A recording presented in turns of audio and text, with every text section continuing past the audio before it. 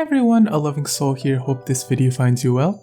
Today we're going to be talking about how you can make your character stronger by getting all your gear to epic potential. This is the sweet spot for newer or returning players as you get a nice boost of damage at little to no cost. Keep in mind I will be speaking from a reboot server perspective, but main server players can follow along as well. First, let's break down what you'll be aiming for on your epic gear items. The rule of thumb is to first aim for 6% of your main stat, so your int, luck, strength, or dex.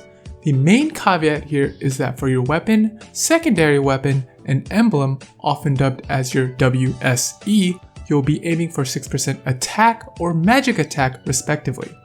For higher level items, 160 and up, the same principle applies, it's just that they fall under a different potential bracket, so instead of 6%, you'll be seeing 7%. So with all of that in mind, let's see how we can get all of our gear to epic.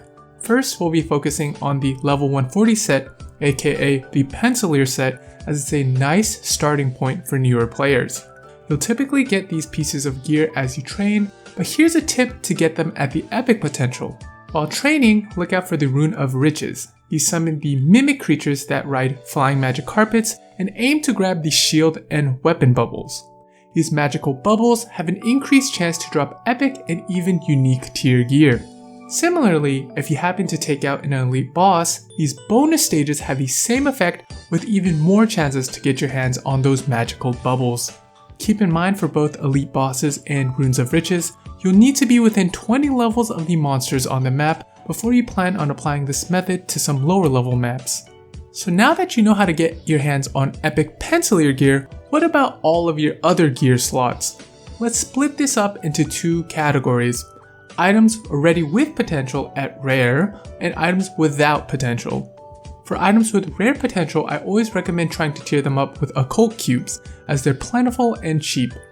Note if you have a 2-line potential in reboot, check out your local potion store to pick up a stamp to get that 3rd line unlocked. I'll link a quick guide if you need it. Next, for items without potential, let me introduce you to one of my favorite mechanics in the game, the transfer hammer system.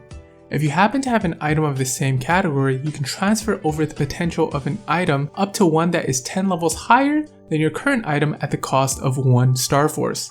Now if your item can't be transfer hammered into, for example something like your emblem, we finally have to resort to potential scrolls, and we'll be focusing on the 50% epic potential scroll in this video.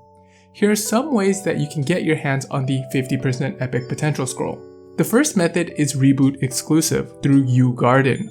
You're going to have to do the quest line, and that unlocks the U Garden quest board.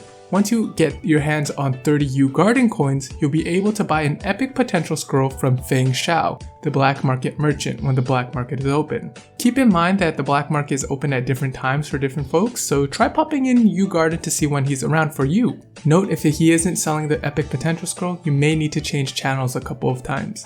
Next, we have a couple of always available stores where you can purchase these epic potential scrolls. First, there's Mulong Dojo, which sells the scroll for 15,000 dojo points.